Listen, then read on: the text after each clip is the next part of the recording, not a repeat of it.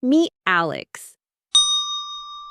5 years ago, Alex made $50,000 a year. Today, Alex makes almost $90,000, almost double. So here's the mystery. Why does Alex still feel broke? Where did the extra $40,000 go?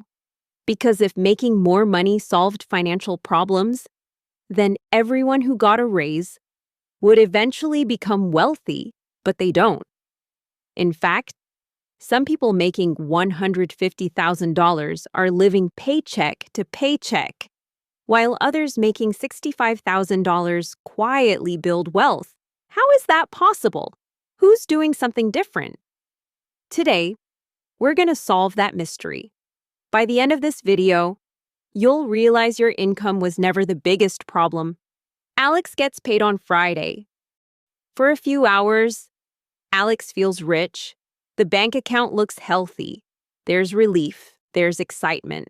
Maybe this month will finally feel different. Then, rent, car payment, insurance, groceries, a dinner out, coffee, Netflix, Spotify, the gym membership, phone bill, one Amazon purchase, another Amazon purchase. Before Alex even realizes what's happened, the money is gone.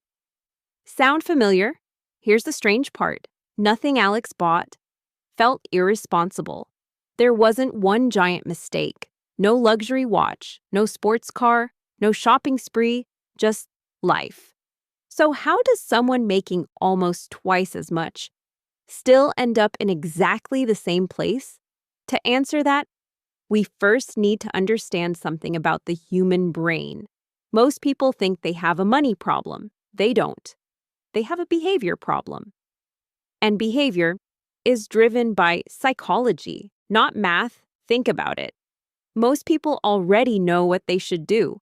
Spend less, save more, invest consistently, avoid debt. We've all heard those things. So if knowledge was enough, why do millions of intelligent people still struggle with money? Because knowing and doing are two completely different skills. The real battle isn't happening in your bank account, it's happening between your ears. And that's exactly where Alex's story begins. Because what happened to Alex has a name. Psychologists have been studying it for decades, and once you understand it, you'll start seeing it everywhere. It's called the Hedonic Treadmill. But before I explain what that means, let me ask you something. Have you ever bought something you were absolutely convinced would make you happier, only for it to become completely normal a few months later? Keep that question in your mind, because that's exactly what happened to Alex. Alex wasn't spending more because he became irresponsible. He was spending more because his brain was doing exactly what it was designed to do, and that's where most people unknowingly begin losing the race. So here's the question. If our brains are wired this way, does that mean we'll always want more? We'll come back to that. But first, what exactly is the hedonic treadmill? Imagine you're on a treadmill. You're running, you're working hard, your legs are moving, but no matter how much effort you put in, you never actually move forward. Psychologists discovered our happiness works in a surprisingly similar way. When something new enters your life, a promotion, a raise, a new phone, a nicer apartment, your happiness increases. Life genuinely feels better. But only for a while, because your brain does something remarkable. It adapts. What once felt exciting slowly becomes normal. And once it becomes normal, your brain starts searching for the next improvement. That's the hedonic treadmill. You're not chasing happiness. You're chasing the feeling you had before your brain adjusted. And that's exactly what happened to Alex. It started with a raise, an extra $1,000 every month. At first, Alex couldn't believe it. This changes everything. Bills became less stressful. There was money left over. For the first time in years, Alex felt like life was finally getting easier. Then, something quietly started to change. The apartment Alex once loved started feeling a little small. The 10-year-old car started feeling old. The vacations on a budget didn't feel as exciting anymore. The phone that worked perfectly suddenly felt outdated. Nothing broke, nothing stopped working, nothing became unusable. So why did everything suddenly feel not quite good enough? Because Alex didn't change. Alex's definition of normal did. That's the hidden danger of the hedonic treadmill. Yesterday's luxury quietly becomes today's expectation, and today's expectation becomes tomorrow's frustration. But here's something Alex didn't realize.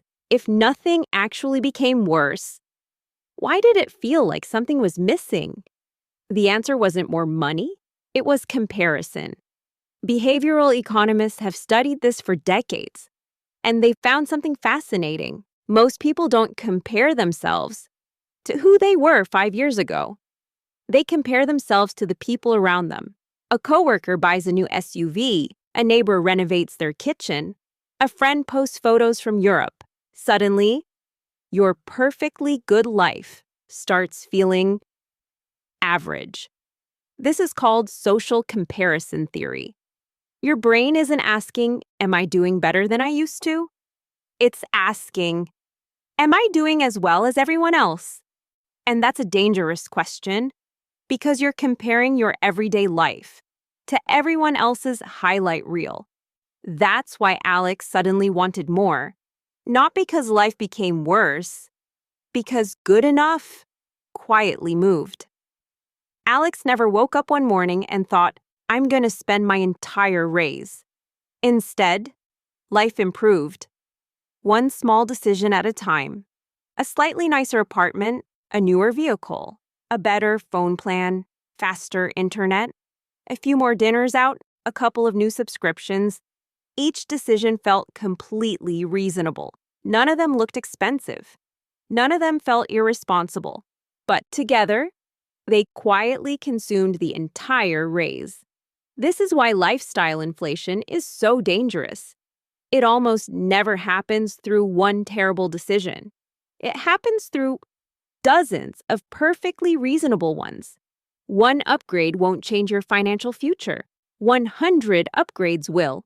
So here's the real question. If every one of those decisions felt reasonable, how do you know when you're improving your life or quietly increasing your future expenses? Alex discovered one simple habit that changed everything. So the next time you get a raise, don't ask, what can I buy? Ask, how much of this raise can future me keep? So here's the lesson. The goal isn't to stop improving your life. The goal is to make sure every improvement today doesn't quietly steal from tomorrow. That's how you step off the hedonic treadmill. Alex finally understood why the raise disappeared. That should have solved the problem, but it didn't. Because there was still one question Alex couldn't answer. If investing for the future was the smarter choice, why did spending money today always feel so much easier?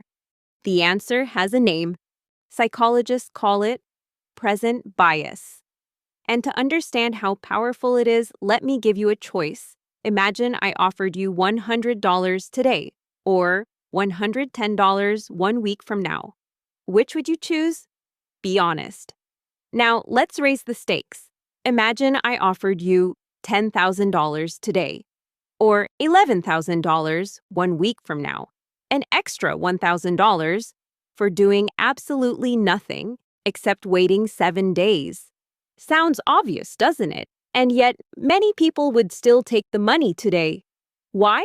Not because they're bad at math. The math is easy. The problem isn't math, it's time. Your brain doesn't value money. It values when you get the money. The closer a reward is, the more valuable it feels. The further away it is, the less your brain cares about it. That's present bias.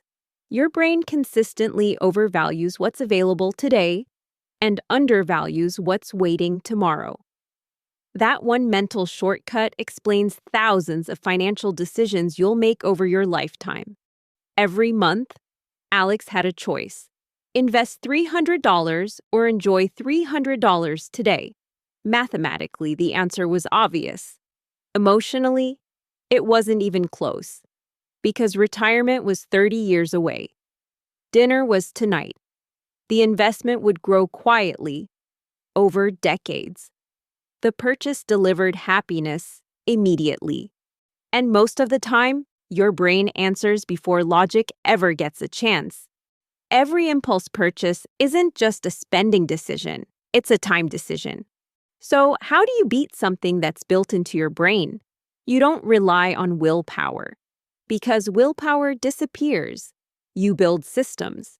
Alex stopped asking, "Can I afford this?" Instead, Alex started asking one question: will this make my life better, or just make today feel better? Those sound similar. They're completely different. One builds a future, the other borrows from it. So in the end, Alex thought the biggest challenge was making more money. It wasn't. The real challenge was understanding the invisible forces quietly shaping every financial decision. The hedonic treadmill, making every improvement feel temporary. Social comparison convinced Alex that good enough was no longer enough. And present bias made today's rewards feel far more valuable than tomorrow's freedom. None of these forces felt obvious. None of them felt dangerous. But together, they quietly influenced almost every financial decision Alex made. And maybe they've been influencing yours too. So here's what Alex finally realized. Building wealth isn't just about making more money. It's about understanding what's trying to take it away. Not taxes, not inflation, not the economy, your own psychology. Because every dollar you earn will eventually face three questions. Will today's luxury become tomorrow's expectation? Am I buying this because I truly want it, or because someone else has it? Am I choosing what feels good today, or what builds a better tomorrow? The answers to those three questions will shape your financial future far more than your income ever will. It all started when I started making 1,000 extra a month.